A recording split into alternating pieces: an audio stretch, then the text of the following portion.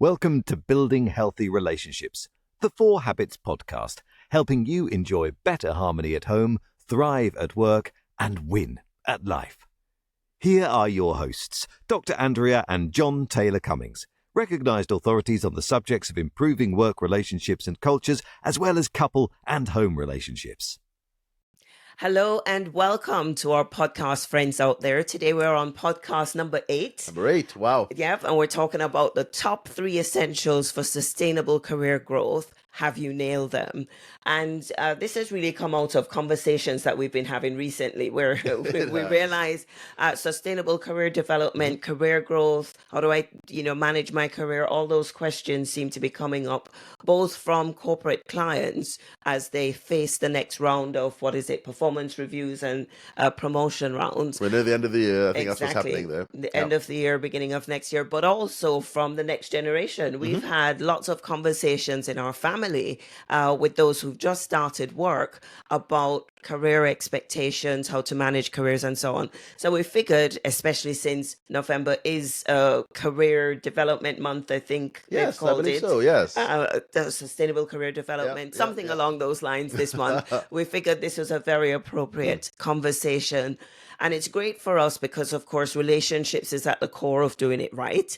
And in this session, we're going to touch on all 3 of the themes that we talk about: harmony at home, thriving at work, and winning at life. Yeah. So I think to kick us off, John, before we even get into the meat of what we're talking about, how about helping us with a definition of sustainable career development? What's this all about? Sure. It's always good to start with a definition. With clarity. So we know we're all on the same page here.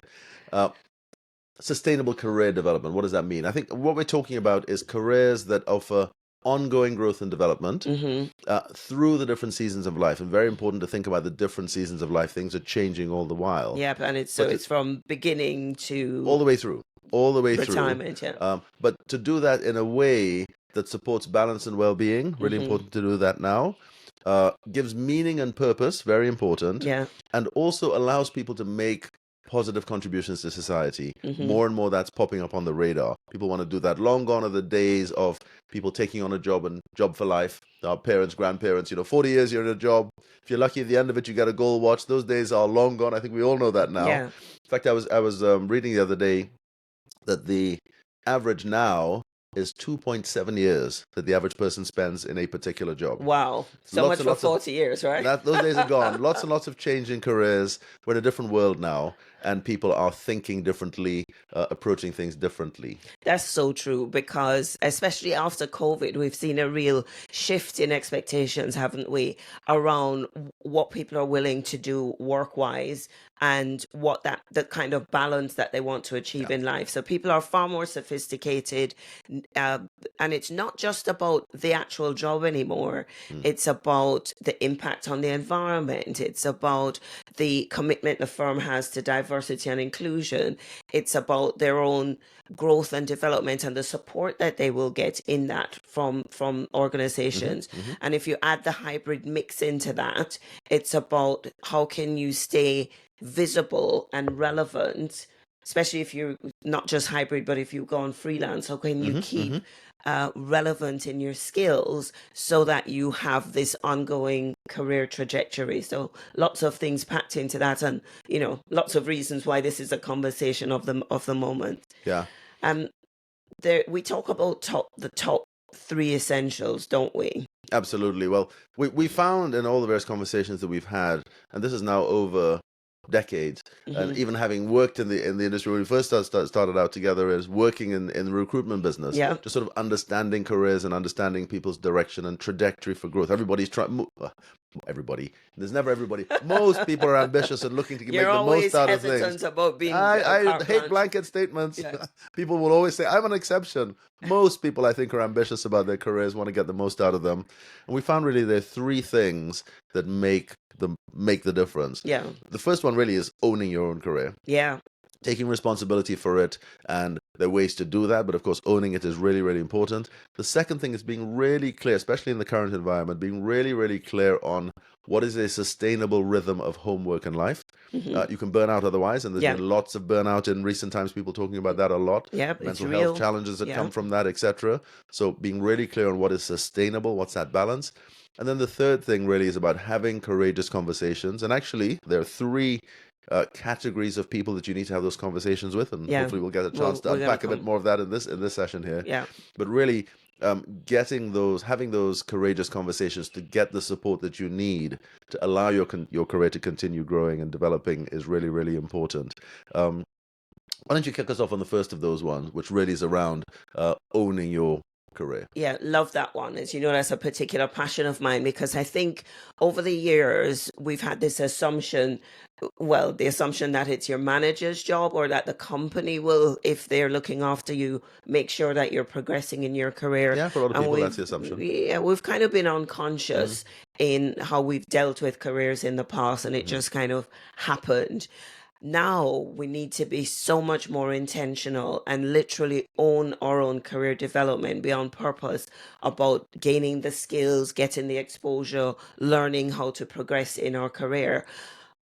Hybrid adds an extra dimension to that, because it's so easy to become invisible, isn't it? It's where, you're working from home. People might not be as aware of the contribution that you're making. You might not be as clear about what deliverables are expected. So more than ever, we need to be really on point about what's my role, how does that feed into the bigger goals and achievements of my team and the organization, and how do I get measured? What are the things that I need to deliver to show that I have been meeting the mark, and to do well in performance conversations? And just to jump into there for a second, you may get lucky and your manager's on top of all that and shares that with you, but if they're not, you need to take responsibility for it. So imagine a world in which in one role that the manager is on top of that, the next role they aren't. You just need to allow for consistency. Just decide to take responsibility yourself and not have to rely on somebody else doing it for you. Well, absolutely, because managers shift, companies are restructuring, being taken over.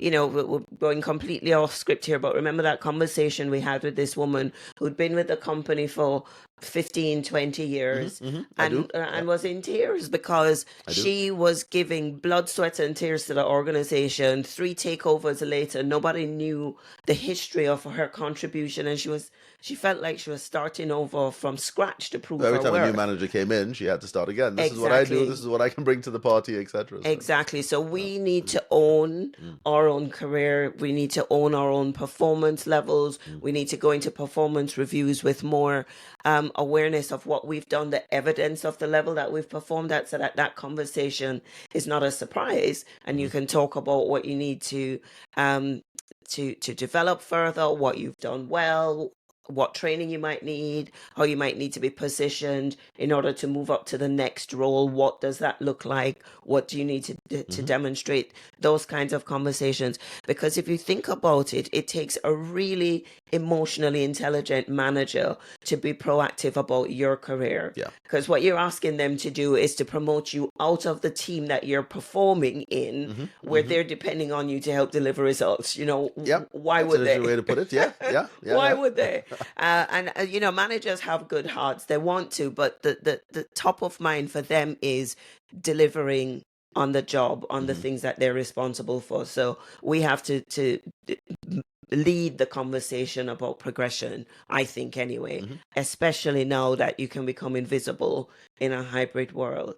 The other point that we want to make is the real fuel for motivation comes from this, what consultants call the OCM model, which is the overlap of what the organization needs from you in terms of your skills for them to succeed, what your career profession values and recognizes. So out there in the industry, in the market, what do they demand in terms of each level of seniority, the skills and the professional experience you need to demonstrate career-wise. And then the third thing is what gives you meaning, what gives you that sense of purpose. And to the extent that you can find a real overlap between what the organization needs, what the market values, and what you're passionate about, that's the sweet spot of passion that will fuel and motivate you to get the job done and keep you growing and progressing in the career. That's the center of the Venn diagram, right Exactly. there. That's target. That's the bullseye. That's what the you're aiming sweet for. spot. Yeah. That's the sweet spot where you're valuable to the organization, you're staying sharp in terms of value in the industry, and you know your market worth, and also it's something you're passionate about and good at. That's the way to try to focus the mind on what is that and how do I keep developing in that space. Yeah, and that's from I guess from a hard skills perspective. From a softer skills perspective, I love the work. Was it Harvey Coleman? Yeah. In his book Empowering Yourself? Yeah. Where he talks about PI and E, the PI model. We like to we refer to it as. The way he spoke there about, if you're trying to get your career to the next level, what are the three things that you need to focus on? Yeah. And I love his conclusions, looking at the research that he had done.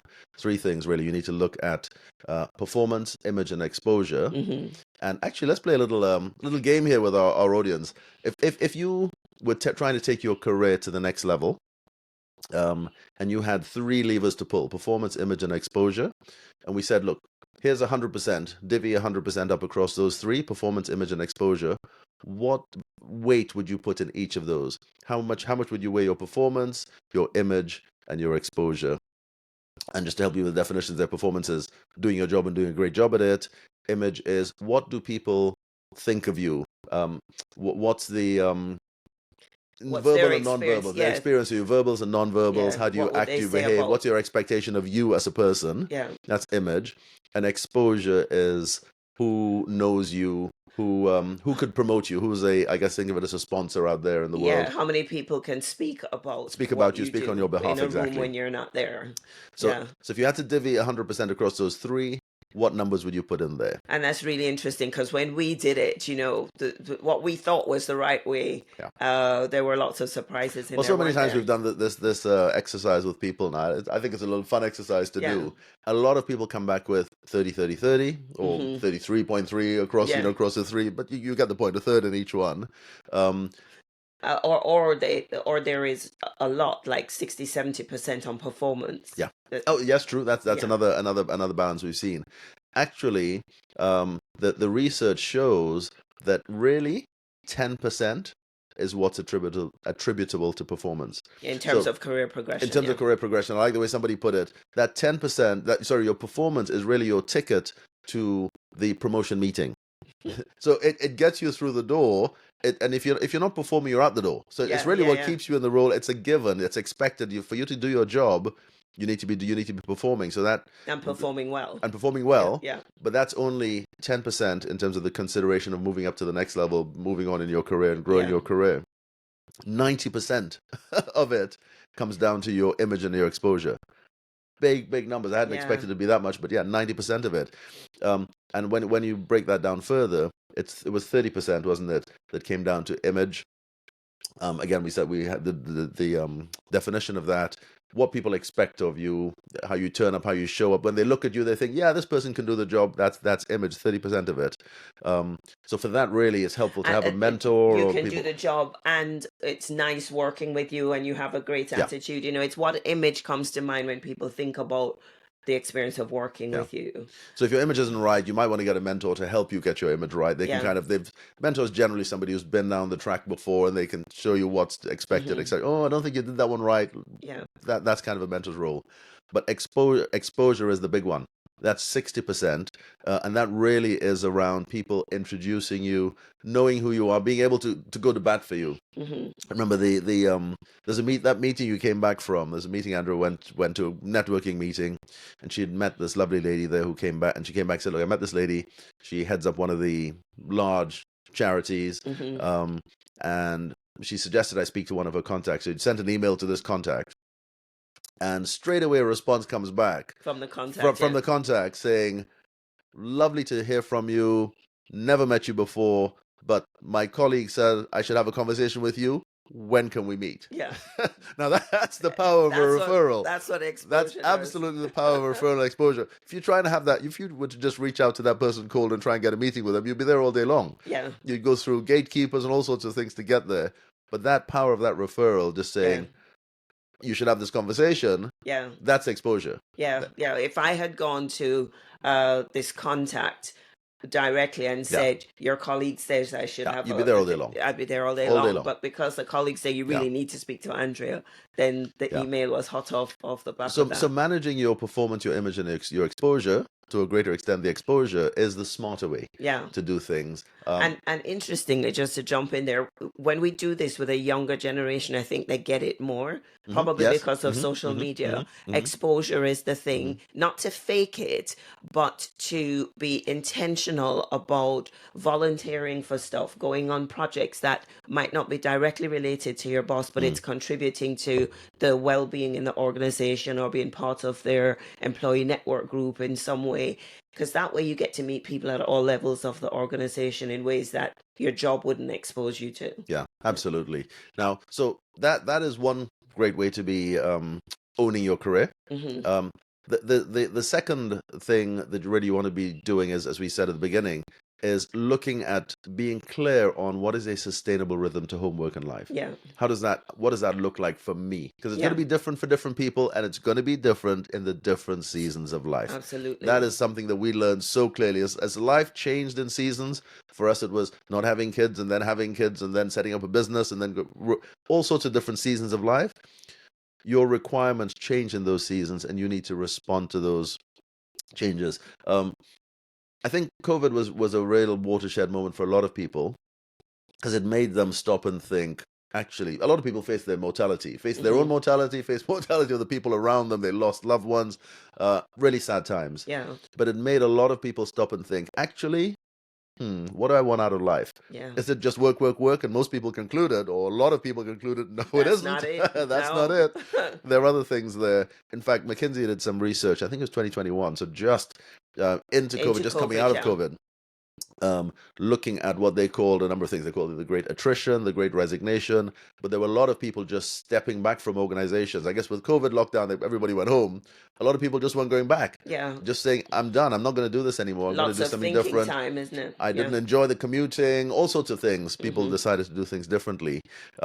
Interestingly, looking at an update they did in 2022, they then looked at what they now call the great renegotiation, which is people then saying, okay, I need to have a conversation with my organization, because the way things were before didn't work for me. Didn't work for me, but I didn't know what to do about it then. They don't work for me now. Let's have a conversation about it, because I want to do things differently. And there were two things they said that people were moving on from organizations one day. One was work-life balance, or the other was just not feeling valued. Not value wasn't being communicated by the organization. They didn't feel like there was love. The love was being showed, or that what they did mattered. You know, this thinking about line of sight between what you're doing and how that links into the team goals or the organization goals. Especially if you're not in the office every day, hearing and being reminded about why you're doing what you're doing. It's easy to feel like what you do doesn't matter, and you just don't feel valued and appreciated, especially if the feedback of, positive reinforcement is missing. So people are voting with their feet these days. They're doing things differently. Have this concept of the digital nomads. Why don't you share a bit about that now? Well, I get really inspired by this concept, because I think I'd like to organize my life to be one of them. You'd like to do that as well. Wouldn't we all? Yeah, exactly. These days people are thinking very clearly about what do they value in life. And I know especially, I keep talking about the younger generation, maybe because they have less ties, they're able to act on this more quickly or spontaneously. But you now have groups of people, have hotels who have clocked onto this digital nomadic lifestyle, where they've set up in beautiful locations, wonderful business facilities, so that people can travel there, be there for a month, for 2 months, work with no problems in Wi-Fi connection. Oh, it's Wi-Fi connection, the booth set up, you just literally plug and play. You what's the word I'm looking for? You touch down, you plug in your laptop, broadband connections, everything is all there for you, and you can work. Exactly. It's all set up for working. So we spoke with this couple, both of them, they were a couple, but they don't have any children. Both of them professionals, I think, in IT. The arrangement with the organization very cleverly is you just need to deliver. It doesn't matter whether you're in the country or somewhere else.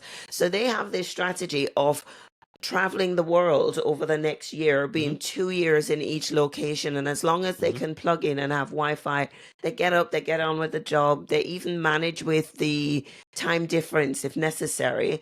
But when they're done, they go to the beach. They enjoy such a different pace of life. And that's ticking the box on things that they value. So for companies who get this and have policies in place that allow people to live their values, you will get them working full on when they turn up for work, because they're doing it with a kind of balance that's important to them. Some people want time to focus on a side hustle. We were talking with our nieces and nephews, weren't we, about house prices and the fact that over the last 30 years, house prices have moved. If you use the UK as an example, the research here, the prices used to be kind of 4 times the average salary income. Now it's 8, going up to 9 plus, times the income. How can you even afford a home? They're talking, so many people are saying that their children have gone off to university, gotten a job, and some of them have moved back home because owning a home of their own just seems How's it so gonna happen? far out of their reach. So some people want to be able to contain the day job, which is a guaranteed income, and have time to work on the side hustle. Because that's the way they're going to pay their bills. Because that's how they're going to pay their bills. Because there is, what do you call it, digital currency, trading in what do you call it?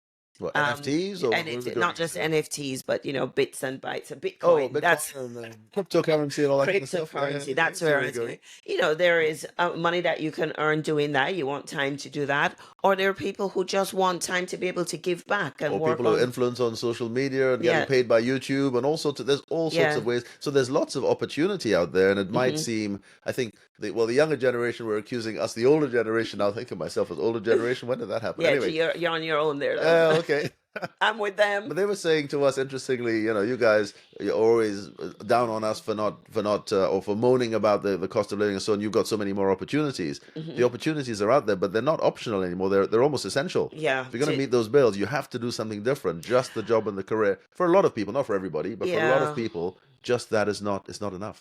Well, I think there's something in there about being very clear on your values and carving or creating the balance that you want, because it can't be about just work and earn. It has to be sacrificing sometimes getting stuff so that you can be more present for the people and things that are important in this season, but working full on in the time that you have available.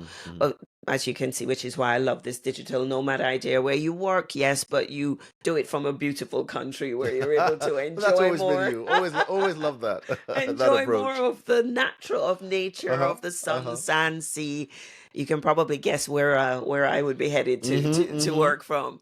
But yeah, there is the real need to be intentional and own your career and make sure you're keeping your skills sharp and thinking about how to develop that. There is this need to be clear on what balance looks like for you, what will support your well-being, and how you can create a rhythm to work, home, and life that gives that balance. But to make that happen, this is where the relationships and the conversations come in, isn't there? Well, they come in networking in general to do the job. But as you mentioned before, there are 3 key conversations that we need to be having to make all of this work. What are those?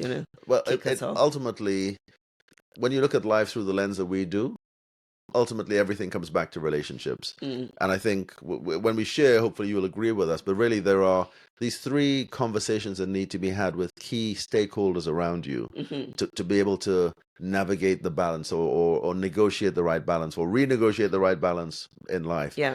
And the first of those really is a conversation that you need to have with yourself. Yeah. So this really is about self-awareness. It's about understanding what really matters most to you. Yeah. a lot of us don't make the time to have those To conversations, to even actually, think about it. yeah, to Yeah. just, you kind of just, well, we're busy. You haven't got the time to do that sort of self-strategic thinking. What's really important to me? But it's so important that you do that. We share in the book, in the online course that we have, a number of different strategies for doing that, because they're or templates that you can use. There are lots of different ways to do this. But one, just to share one very quick one here. And it's one that became live and real for us, because you challenged me on this one a few years ago, didn't you? Where I had been talking about for a long time about learning to play the piano. A Long time. Our children play the piano. I kept saying, oh, one day I'll do the piano. So Andrea said to me, when one exactly? Christmas, she said, when exactly is one day? One day going to happen? When is this one day? You keep talking about one day you'll do it. Yeah. So we especially after 50. Oops. Yes, exactly. Well, that crystallized it even more. So here's a challenge to you, to help you put in perspective when exactly is one day. If you think that, God willing, 80 years is kind of the life expectation these days. Most people will get to 80. Not everybody, but most people. With a fair wind, you'll get to 80 in years. So to take eight decades of life, yeah? Discount the last one, because in the last decade of life, either you may want to do something different, take life at a different pace, or if you haven't got the health for it, you may have ill health, you may just not be able to keep working at the same pace. So let's discount that last decade. And if you then say, okay, well, how old are you now? How many decades have you already lived? Or chunked into. So even if you're halfway, you have to subtract that one. So if you are, I don't know, mid-40s, like myself, I'd like to think, well, not anymore, but if you are, so that's 5 decades kind of out. Yeah. So 5 decades out of, now you've got 7 left. You've got 2 decades left to go. And that's that last, you've got 2 decades to do the one day that you always said you were going to do. So that really focuses the mind down. And if you're over 50 now, then you've got 1 decade left to go. Okay, when is that one day going to happen? If you don't do it now, as they say, the best time to plant a tree was 1,000 years ago. The next best time is now. Yeah, get on with it. Get on with it. So really think about what's most important to you, and that's a conversation you need to have with yourself. Really important that you do that. Yeah, because there's the other saying that nobody on their deathbed ever regretted not spending more time at work. What's the thing that you are, that grating is the other thing, isn't it, on the inside? What is it that's grating, demanding your attention and not getting it? You feel like the life you're living on the outside isn't reflecting the real values that you have on the inside. That causes that grating, and that causes stress. So the question is, even if you find yourself in a situation where you can't change things now, what plans will you put in place to change it over the next few years, so that 10 years down the line, you're not saying one day. So that's an important conversation to have with yourself. With yourself, yep. Relationship with yourself in that context. Yeah. Well, the other conversation to have is a relationship with your boss or your colleagues, because to make flexibility happen, team members and colleagues will have to cover for each other, and that takes a really courageous conversation. Firstly, to say what flexibility looks like, what it is that you would need, what would make you feel supported for your health and well-being and your emotional state. What you're willing to flex on to make work, because it's not just one-sided. But quite often this involves a conversation that crosses the personal professional divide, and that is still so ingrained in us that people struggle to have that conversation, to bring it up, to talk about the kind of rhythm to being present for childcare, the need to be present for elderly care, the need to have time out for your mental well-being, whether it be, needing to start work later because you need more rest, or go for walks, or, how you fit your fitness and your mental health care in that. Lots of things that we need flexibility for, things that refuel us, that allow us to play full on when we do come to work. How can we have that conversation? And again, just going back to what we said earlier, that conversation, or your needs, will change in the different seasons of life. Absolutely. So, yeah, you may have had the conversation before, you may never have had that conversation, but you may just be feeling a particular pressure now. Yeah. And that's because the season of life has changed. You need to do something about it. You need to have that conversation, not an easy conversation to have. Yeah. We've said it's a courageous conversation, but a necessary conversation if you're going to get the support that you need to get you through that challenge. Yeah. And even talking about hybrid, we talk about the importance of relationships. Working from home more puts so much more pressure on the household. Exactly. And for some people that works, especially if you have the space that's set up and things can be, compartmentalized. But for others, work spills over and impacts everybody in the household. And sadly, during COVID, for example, the natural tension of being present and grating up against each other more often than you would have done if you were out in the office, that created or exposed cracks in relationships. So even being able to talk about the tensions happening in your relationship at home and how that impacts the way you turn up to work or your ability to turn up to work is one thing. And in the extreme, there's domestic violence, and being able to make it clear that if the organization wants to move to hybrid, you working from home isn't even an option. It's all these things that more and more we need to have the quality of relationships with our work colleagues and with our managers to talk honestly about what good support and flexibility looks like. Otherwise, we'll be breaking people by not having these conversations. Beyond just stress and burnout. Yeah. It's real. It's very real. So there you go, 2 conversations to have, one with yourself and one with your bosses and and or colleagues. Yeah. Third conversation to have, really, really important one to have, is with your support network at home. Your family, could be partner, could be children, could be whoever you happen to live with. If you live on your own, well, maybe it'll be friends who you connect with or what have you. But there are those conversations around what does your support network look like, your personal support network. If it's family, generally it's around roles and responsibilities. That's where the pressure can either build or be relaxed a little bit if you get the right support in place. And again, in the different seasons of life, I'll bang that drum again, in the different seasons of life, the conversation needs to be rehad and renegotiated because the priorities and the pressures will change. Yeah. We've seen this one time and time again. I remember when I first moved from working in an office situation, and Andrea was running a home-based business, and I moved from that, and we started running the business together here, wasn't it? We're both now working in the home environment, and season of life had changed, but we hadn't had the conversation until Andrea got to the point where she just felt like she was it just wasn't working anymore. Just didn't feel fair, didn't feel right. She was taking on everything. You're being kind. I was getting a bit resentful and Well, from my perspective, grumpy. how I would say in my defense, and it's a very weak defense, I'll say that now. But I said, look, she seemed happy to continue doing everything she was doing. I was just happy to let her. Why am I going to upset the apple cart? It was a selfish thing to do, I know.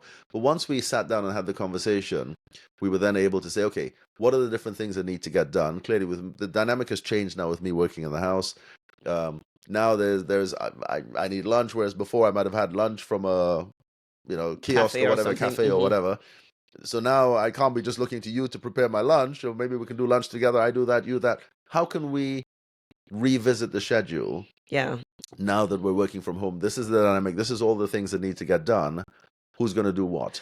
And that's a really, well done for bringing that up, because it's a really important point. And I think a lot of people, like we did for a while, you can get stuck in the conversation, because I remember it was hard for me to even bring it up, because I felt as a good Christian wife, I should be able to manage all the household stuff, cooking, cleaning, looking after who needs what to be where kind of thing on my own. I didn't want to disabuse you of that.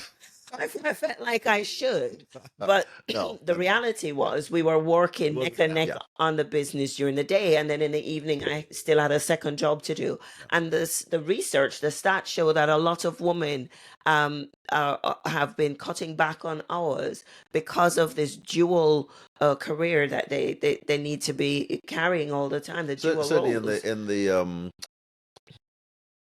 in the wake of hybrid. Of COVID, rather, with everybody working from home then. The balance, and the research shows that the balance, certainly when it came to childcare, Yeah. was the burden of that was on the women. Well, the way they've said it, and this is the topic for a whole other podcast, is that the speed with which women have moved into the workplace has not been matched with the speed of men taking on more household chores and Correct. responsibilities. So it creates this tension that if you can't talk about it, and the question to ask is, what are all the things that we need to stay fed, to stay clothed, to have a clean, healthy environment to be in? What are all the things that need to be done? How can we renegotiate who does what so that everybody feels supported? So it's not one-sided. It's not saying, men need to step up and play their part.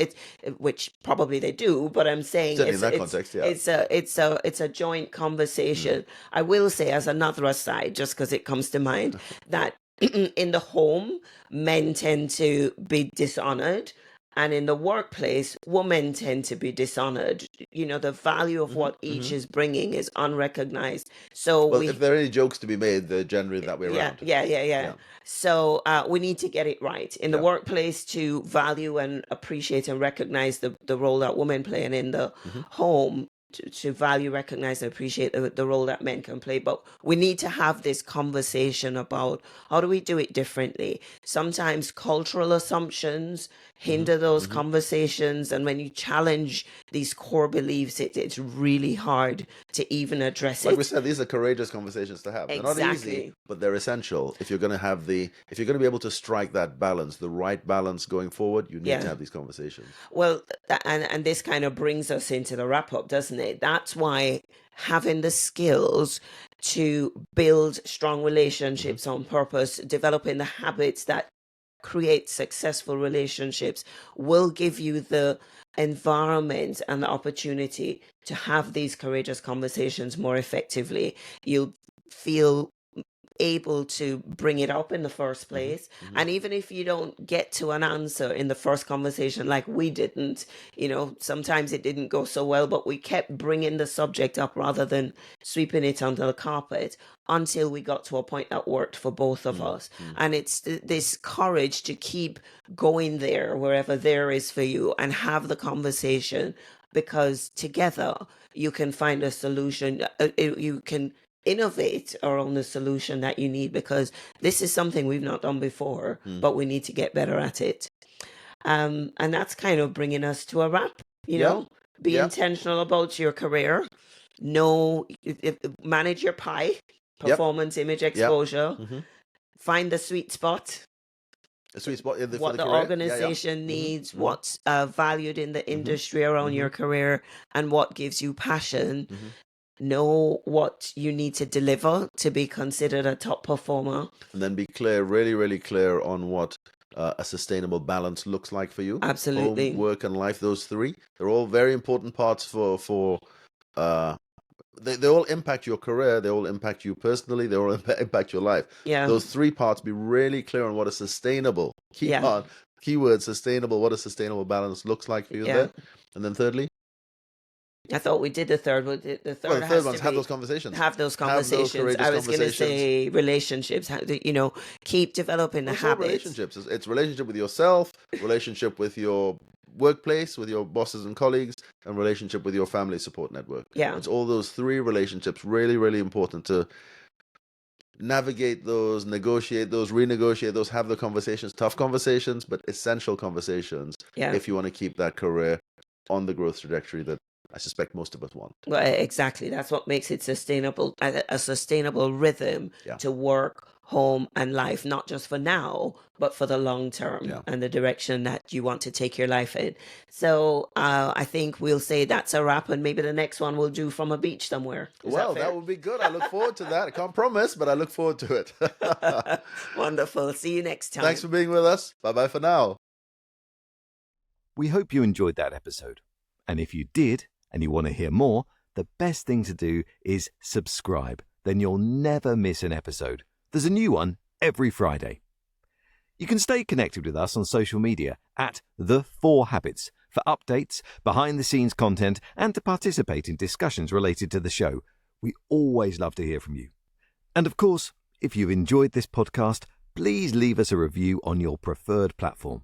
to allow us to reach more listeners and help people around the globe radically transform the way they do relationships so they too can enjoy better harmony at home, thrive at work, and win at life.